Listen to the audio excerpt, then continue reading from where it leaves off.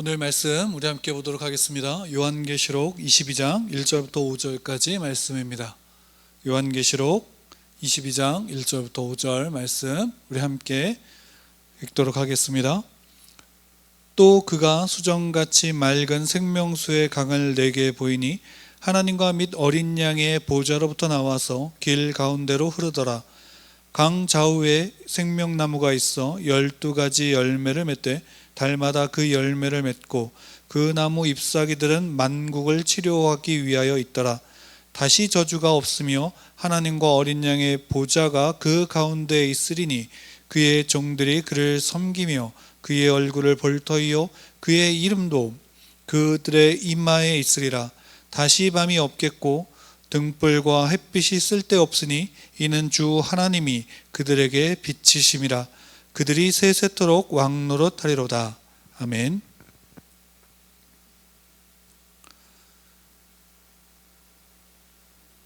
요한계시록을 우리가 계속해서 수요일마다 함께 보고 이제 요한계시록의 마지막 장을 우리가 함께 보게 되어졌습니다. 요한계시록을 우리가 이제 볼 때마다 여러분들에게 말씀을 드렸고 드렸던 부분들 가운데 하나는 요한계시록이 단지 우리가 알고 있는 예언서, 그러니까 소위 말한다면 미래에 일어날 어떤 일에 대해서 우리에게 알려주고 그 일은 이렇게 될 것이다 라는 것에 대한 부분으로 마치 이제 미래에 있는 어떤 사건에 대해서 공포심을 자극하고 또 그 사건을 당하지 않기 위한 어떤 피할 길을 제시한다 라는 것으로 우리가 이제 요한계시록을 보게 되어지면 요한계시록에 있는 정말 중요한, 실제적으로 하나님의 자녀들에게 주시는 가장 중요한 부분을 놓칠 수밖에 없는 일이 일어나게 되어집니다. 그래서 실제로 요한계시록 우리가 볼 때 중요한 부분은 이 요한계시록은 단지 미래에 있을 어떤 사건, 또 미래에 있을 어떤 성도들에 관한 그런 일이 아니라 지금 현재를 살아가는 그리스도인, 특별히 이제 요한계시록이 쓰여진 당시에 사도 요한이 이 요한계시록을 환상 가운데 보고 그 본 것에 대해서 이제 그 당시에 초대교회 성도들에게 이것을 이제 편지로 써서 알려주었을 때 이 글을 읽는 성도들, 그 당시에 이 글을 읽고 그 글 안에 있는 내용을 알고 있는 성도들은 이것으로 말하면 어떤 일을 보냐면 지금 당하고 있는 현실 속에서 우리가 하나님 앞에서 올바르게 믿음을 지키고 있다라는 사실을 보여준 겁니다. 그러니까 성도들이 그 가운데서 황제의 숭배로 인한 그 상대를 숭배하지 않는 것으로 말미암아 핍박을 받고 숭배한 자들이 가지고 그 삶 가운데 누리고 있는 그들의 풍성함들, 또 하나님을 믿는, 예수 그리스도를 믿는 믿음 가운데서 황제를 숭배하지 않기 때문에 경제적으로 인한 모든 타격들에 대해서 또 무엇보다도 이제 생명의 위협을 얻고 있고 실제로 피를 흘리고 있는 이들을 보면서 느꼈을 그런 공포와 고통과 환난과 또한 좌절 속에서 믿음을 지킨다라는 것이 무엇인지를 요한계시록은 굉장히 잘 보여주고 있습니다. 그리고 그것이 미래적인 그 대가, 우리가 믿음을 지킴으로 알미암아 미래적인 어떤 대가를 바라는 것을 넘어서 이것이 지금 현재적이다. 그러니까 미래에서 하나님의 심판, 그러니까 하나님의 대적하는 자들에 대한 하나님의 심판이 단지 미래에만 있는 것이 아니라 지금 이 순간 우리를 핍박하고 대적하는 자들에게 이미 하나님의 심판이, 그리스도의 심판이 임했다라는 사실을 함께 이야기하고, 그 핍박 가운데서 피 흘린 자들의 그 피, 순교자의 피가 오히려 이제 하나님으로부터 들려져서 하나님께서 그들의 소리를 들으시고 그들의 고통을 보시면서 아시는 하나님께서 그들을 지키신다라는 것을 함께 이야기합니다. 더 나아가서는 여기에서 그것이 단순하게 그럼 현재에서 받는 고통으로만 끝나는 것이 아니라, 고통이 계속 이어지는 것으로만 끝나는 것이 아니라, 우리 성도들, 예수를 나의 구주로 믿고 영접하여 하나님의 자녀가 된 성도들은 이 땅에서의 그 삶뿐만이 아니라 동시에 하나님의 성전, 하나님의 보좌 앞에서 하나님과 노래하고 있음을, 하나님 앞에서 하나님을 노래하고 있음을 함께 보여주고 있다라는 것입니다. 이게 요한계시록의 내용입니다. 그러면서 이제 21장 이후로부터 새하늘과 새 땅, 그리고 하늘에서부터 하나님께로부터 임한 그 새 예루살렘을 보여주면서 이제 22장에서는 이제 계속 이어서, 특히나 이제 오늘 함께 본 1절부터 5절까지의 말씀을 보면, 이게 단지 새 예루살렘, 새 하늘과 새 땅, 그리고 새 예루살렘이 임한 그 환상 속에서 이것이 단지 그냥 새 하늘과 새 땅이구나, 새 창조가 되어졌구나, 여기 새 예루살렘이 있구나 라는 것으로만 끝나는 게 아니라, 이 새 하늘과 새 땅이 어떤 곳인가, 어떤 곳이고 또 지금 어떻게 우리에게 보여주고 있는가 라는 부분으로 이제 1절부터 5절까지 우리에게 이야기해 주고 있습니다. 그러니까 1절부터 22장 1절부터 5절까지의 말씀을 읽어보면, 여기에 나와 있는 이 자연의 모습들, 또 이 풍경들을 가만히 상상해 보면 이것이 무엇과 흡사하냐면, 바로 창세기에서 하나님께서 이제 사람을 창조하시고 그 사람을 어디에 두셨습니까? 바로 에덴에 두셨죠.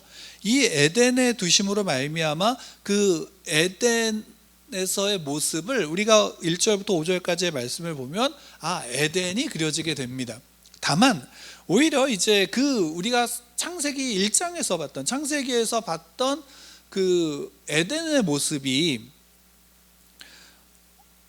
단순하게 그것으로만 끝나는 게 아니라, 그 모습에서 오히려 더 발전되어진, 오히려 더 나은 모습으로 우리에게 22장 1절부터 5절은 보여주고 있습니다. 그 대표적인 게 무엇이냐면 바로 생명나무입니다. 2절에서 보면, 길 가운데로 흐르더라 강 좌우에 생명나무가 있어 12가지 열매를 맺되 달마다 그 열매를 맺고 그 잎사귀들은 만국을 치료하기 위하여 있더라 라고 말씀하고 있습니다. 그러니까 생명나무가 있다라는 거죠. 그러니까 에덴 동산에서도 생명나무가 있죠. 근데 에덴 동산에서, 창세기에서 나오는 에덴 동산에서의 생명나무는 몇 그루일 것 같습니까? 한 그루일까요? 아니면 많은 나무들이 다 생명나무였을까요? 우리가 보통 에덴 동산에서의 생명나무를 생각할 때는 한 그루로 생각하게 되어집니다.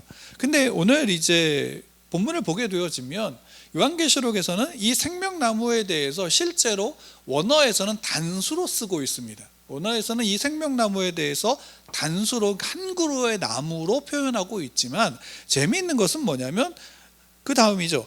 길 가운데로 그러니까 강이 흐르는데, 이 강이 도시가 있으면 그 도시의 중심의 길로 강이 흐르는 겁니다. 근데 이 강이 흐르는데 생명나무가 있는데, 그 생명나무가 어디 있나? 그 이 강 좌우에 있다라는 겁니다. 강 좌우에 생명나무가 있다면 그 생명나무는 한 그루일까요? 아니면 여러 그루일까요? 적어도 강 좌우에 있다라면 적어도 2그루 이상이었을 겁니다.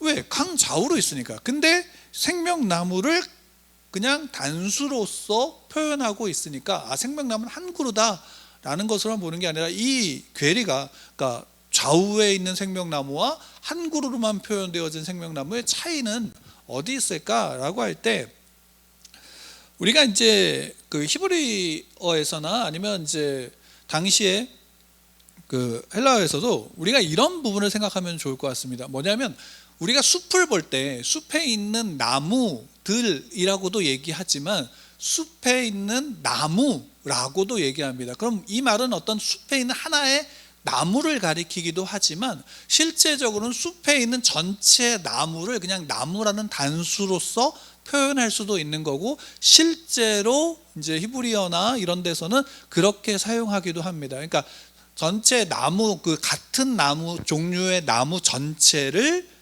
그냥 한 그루의 나무로 표현하고 있는, 어떤 집합적인 형태로서 그것을 표현하고 있는 이제 표현이다라고 보시면 좋을 것 같습니다. 그러니까 실제로 에덴 동산에서의 나무, 그러니까 창세기에서 나온 에덴 동산에서의 나무는 그냥 한 그루의 그 생명나무로 보지만, 실제로 이제 새하늘과 새 땅에서 보여지고 있는 생명, 그곳에 있는 생명나무는 여러 그루의 생명나무이고, 그 여러 그루의 생명나무에서는 이제 달마다 열매, 12가지의 열매가 맺혀지게 되고, 또 그 나무의 열매는 만국을 치료하는데 사용하게 되어지고, 그 치료에 효과가 있다라는 것을 오늘 본문은 이야기를 하고 있습니다.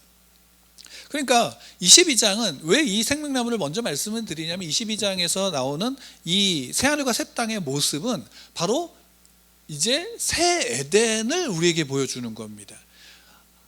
하나님의 백성, 하나님의 자녀, 그러니까 창세기에서 나오는 에덴은 아담과 하와가 살아가고, 이제 그들의 후손들이, 말하면 죄를 짓지 않았다면 그들의 후손들이 살아가는 그 에덴이라면, 그래서 나중에 만들어지고 확장되어져서 온전하게 임한 에덴의 모습을 향해 나아가는 중이었다면, 이제 오늘 본문에 있는 22장 1절부터 5절까지의 새하늘과 새 땅, 그곳에 보여지는, 그곳에 형성되어져 있는 새 에덴은 완전한 하나님의 나라로서의 에덴이고, 완전한 에덴의 모습을 우리에게 보여주는 겁니다. 그곳에는 뭐가 있습니까? 생명나무가 강좌우에서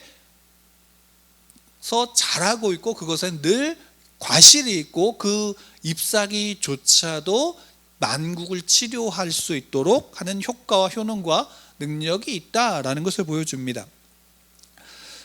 이것을 통해서 이제 에덴의 회복이라는 관점, 그러니까 새 에덴의 모습을 우리가 상상하고 기다리고 소망할 수 있게 되어지는데, 중요한 거는 여기에 이제 그럼 생명나무가 중요한 것인가? 그게 아니라 그 1절에서 보게 되어지면 이 새 에덴, 이 도시의 중심에 뭐가 있냐면 하나님의 보좌, 어린 양의 보좌가 있다라는 겁니다. 근데 여기에 생명의 강이 흐르는 겁니다. 중요한 건 이거죠. 생명의 강이 흐르는데, 이 강의 근원이 어딘가? 하나님과 어린 양의 보좌로부터 흘러내려오는 강입니다. 그리고 이것이 소위 말하면 도시 중심에서, 그 도시 중심에서 도시 중심의 길로 흘러가서 강을 이루고 있다라는 거죠. 그러니까 달리 얘기한다면, 이 새 하늘과 새 땅, 새 예루살렘, 새 에덴의 중심은 누가 있냐면 하나님과 어린 양의 보좌가 있고, 그곳에서 생명이 흘러나온다라는 사실입니다. 그리고 그 생명이 흘러나오는 그 강에서 생명나무가 자라고, 그 생명나무의 열매를 하나님의 자녀들이, 하나님의 백성들이 그 하나님의 나라에서 먹고, 그 하나님으로부터 흘러나오는 생명으로 말미암아 치유되고 회복되어지며 살아간다라는 것이죠. 그러니까 그 모든 것의 중심은 무엇인가? 하나님과 어린 양의 보좌다라는 사실입니다. 우리가 요한복음에서도, 실제로 요한복음에서도 우리가 예수 그리스도를 믿으면 우리 그 믿는 자의 배에선 생수의 강이 흘러나온다고 합니다. 그러니까 단순하게 그 배에서 생수의 강이 흘러나온다는 것은, 그가 믿으면 그 자신이 배에서 생명수의 강이 흘러넘친다라는 의미가 아니라, 그 배에서 생수의 강이 흘러나온다는 것은 우리가 예수 그리스도를 나의 구주로 영접하면 우리 안에 그분이 내 안에 거하시고, 내가 그분 안에 거하는 그 서로 그리스도와 내가 하나가 된 존재로서 우리 안에 예수 그리스도부터 흘러나오는 생수의 강이 우리 안에서 흐르고 있다라는 사실을 말씀하고 있는 겁니다. 그렇다면 우리의 모든 삶의 중심은 어디에 있는가? 우리의 삶의 중심은, 그리스도인에게서는 더군다나 그 중심은 우리 안에 중심의 하나님과 예수 그리스도의 보좌가 내 안에서 생명수의 강이 우리 안에서 흘러내리고 있다라는 사실입니다. 달리 얘기하면 이겁니다. 우리의 생명의 근원이 어딨냐라는 겁니다. 실제로 우리가 예수를 나의 구주로 믿고 영접한 그리스도인들이 이제 그 믿음을 고백하면서 침례를 받습니다. 그 침례의 의미가 뭡니까? 내가 물속에 잠김으로 내 옛사람, 옛자아는 어떻게 되는가? 죽었고, 이제 그 물속에서 올라옴으로 말미암아 예수 그리스도의 십자가의 생명, 부활의 생명으로 말미암아 다시 살아난 존재가 되었다는 겁니다. 우리의 죄로 말미암아 예수님 십자가에서 죽으신 것으로 우리의 죄가 끝났습니다. 근데 그 상징이, 그것이 실제적인 말씀으로 침례라는 그 성례를 통해서 우리에게 보여주는 겁니다. 우리가 그 안에서 경험하는 겁니다. 내 안에 내가 이제는 예수 그리스도의 생명으로 다시 살아났고, 그 얘기는 뭐냐면 우리 안에 이제 예수 그리스도가 내 안에 거하심으로, 그 예수 그리스도가 나의 중심에 거하심으로 내 생명의 중심은 하나님이시며 우리 주 예수 그리스도이시다라는 것을 우리는 믿습니다. 그 믿음이 예루살렘, 새 하늘과 새 땅, 새 에덴에서도 고스란히 그 모습이 나타나고 있는 겁니다. 단지 미래에 우리에게 임하는 어떠한 기다려야 되는 하나님의 나라가 아니라 지금 현재 내 안에서 이루어져 있는, 그래서 내게 임한 하나님의 나라의 중심을 우리는 오늘 말씀을 통해서 동일하게 볼 수 있게 되어지는 겁니다. 그 도시의 중심에서, 그 새하늘과 새 땅의 중심에서 하나님의 보좌와 어린 양의 보좌로부터 생명수의 강이 흘러나오고, 그 좌우로부터 자라는 생명나무가 그곳에 있는 겁니다. 그것은 생명을 살리는 역사를 나타냅니다. 만국을 치료합니다. 그 나라의 백성들의 생명이 그 안에서 생명나무의 열매를 먹음으로 말미암아 영원히 그 안에서 그 생명의 은혜를 누리게 되어지는 것이죠. 그리스도인, 하나님의 백성, 하나님의 자녀된 여러분들 삶이 어떻습니까? 여러분들 삶이 이 땅에서의 삶이 어떠한가라는 부분을 우리가 볼 때 이겁니다. 새 에덴이 내 삶에 어떻게 형성이 되어져 있는가, 그것을 아는 것은 분명합니다. 뭐냐면 우선 내 안에서부터 시작하는 겁니다. 내 안에 하나님의 보좌가 있나, 내 안에 예수 그리스도의 어린 양의 보좌가 있는가라는 거죠. 그 안에 하나님이 계시면, 우리 안에 성령님 안에 그 예수 그리스도가 계시면 그 하나님의 영이 생수의 강으로 우리로부터 흘러나오게 되어지는 겁니다. 그것이 우리를 새롭게 합니다. 그것이 우리를 날마다 생명력 있는 자유로운 존재로 그리스도인들을 살아가게 합니다. 여러분들의 삶을 새롭게 하시는 이가 누구이십니까? 하나님이시라면 여러분들 삶에 이제 새 에덴이 임하였다라는 사실을 믿으시기 바랍니다. 그 새 에덴은 하나님의 나라입니다. 그리고 온전한 그 하나님의 나라를 더욱더 기대하고 그 하나님의 나라를 향해, 그 새 에덴을 향해서 나아가게 하는 것입니다. 이스라엘 백성들이 애굽에서, 이집트에서 노예로 있던 그들이 모세를 통한 하나님의 역사 속에서 약속의 땅으로 나아갑니다. 아니, 이미 그들은 애굽에서 나온 순간, 하나님이 택함 받아서 그들이 그 애굽을 나온 순간 그들의 삶은 이제 약속의 땅에서의 삶을 살아가는 것과 마찬가지입니다. 그럼에도 불구하고 실제적인 완전한 하나님께서 언약한 그 땅을 향해 나가는 겁니다. 왜? 나온 순간 그 땅은 이스라엘 백성들의 것입니다. 왜? 하나님이 약속하셨기 때문입니다. 달리 얘기한다면 예수 그리스도가 이 땅에 오심으로 말미암아 하나님의 나라가 임하였다면, 우리는 예수 그리스도를 나의 구주로 영접함으로 우리는 그 하나님의 나라를 살아가는 자들이 저와 여러분입니다. 우리는 그것을 믿고 그 하나님의 나라를 향해 나아가는 겁니다. 우리의 삶은 그래서 그 하나님의 나라를 향해 나아가는 과정 속에서 예수님께서 우리에게 요구하시는 바는 단 하나입니다. 지극히 작은 것 하나에 충성한 자들입니다. 지극히 작은 것에 충성하는 것입니다. 그리고 그 길은 바로 우리의 믿음을 지키는 것이요, 요한계시록을 통해서 본다면 순교자의 피를 흘릴지라도 내가 그 순교자의 삶을 살아가는 것입니다.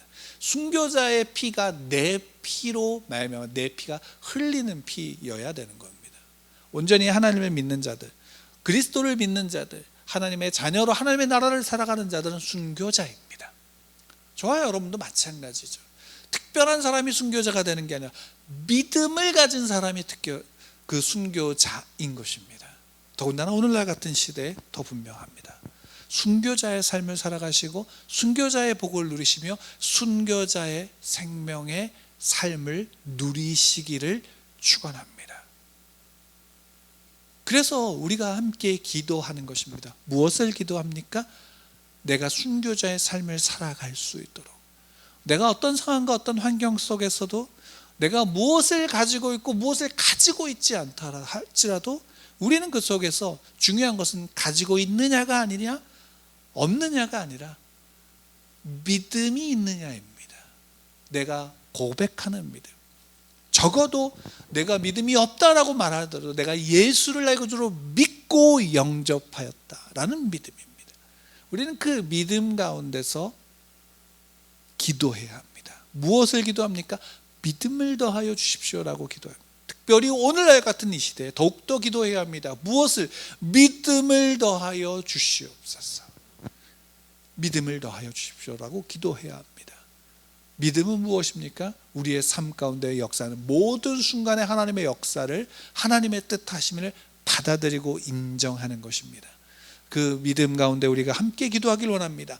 믿음을 더하여 주십시오라고 기도하길 원합니다. 우리의 입술을 벌려서 우리의 마음 가운데 있는 중심 속에서 믿음을 더하여 주십시오라고 오늘 이 시간 우리의 기도하는 이 모임 이 순간에 여러분의 각자의 자리에서 우리가 함께 기도하길 원합니다. 우리 함께 같이 여러분들의 입술로 기도하도록 하겠습니다. 세상은 어둡습니다. 어둠 속에선 갈 바를 알지 못하여 유리하는 자들이 있고 또 그 유리하는 자들 가운데 저와 우리의 성도들이 있습니다. 그렇기에 이 시간 간구합니다. 갈 바를 알지 못하여 유리하는 자의 우리의 모습 속에 예수 그리스도의 십자가와 생명의 빛이 비추어졌습니다. 우리는 그 예수 그리스도의 십자가를 붙듭니다. 그 예수 그리스도의 구원의 피 앞에 엎드리고 그 피가 나를 깨끗게 하였음을 믿습니다. 그렇기에 우리의 삶 가운데 더욱더 하나님이 우리를 하나님의 뜻 가운데서 우리를 이끌어 가고 계심을 믿습니다. 하나님, 그것을 믿는 믿음이 단순히 우리의 입술의 믿음이 아니라 우리의 삶의 믿음이 되게 하여 주시옵소서. 나와 만나는 자들의 삶의 이야기들 속에서 그들과 비교하면서 내게 없는 것으로 말미암아 좌절하는 것이 아닌 하나님을 믿는 믿음, 예수 그리스도를 믿는 믿음, 그 십자가와 부활의 성령의 충만하심으로 함께 하시는 바로 그 믿음으로 황제에게 절하는 것이 아닌 하나님께 굴복하고 하나님께 절하고 하나님께 엎드릴 수 있는 그 기도의 자리 속에 기도하는 믿음을 더하여 주십시오라고 기도하는 그 기도의 고백이 우리 성도들, 우리 예수 누리교회 성도들, 하나님의 자녀들의 기도가 되게 하여 주시옵소서. 이 시간 우리가 함께 기도합니다. 우리의 입술로 기도합니다. 우리의 마음의 중심으로 기도합니다. 각자의 처소에서 기도합니다. 주여 도와 주시옵시고 믿음 없는 자들에게 믿음을 더하여 주시옵소서. 믿음을 더하여 주시옵소서. 온 어둠 속에서도 그 믿음의 눈을 들어 비추시는 그 빛 가운데 우리 가운데 펼쳐진 길을 걷게 하여 주옵시고, 그것이 좁은 길일지라도, 그것이 울퉁불퉁한 길일지라도, 보잘것없어 보이는 길일지라도 그 길이 황금빛 벌판 속에서 펼쳐진 하나님이 손을 붙잡고 가는 안전한 길임을 보게 하여 주시는 그 믿음을 더하여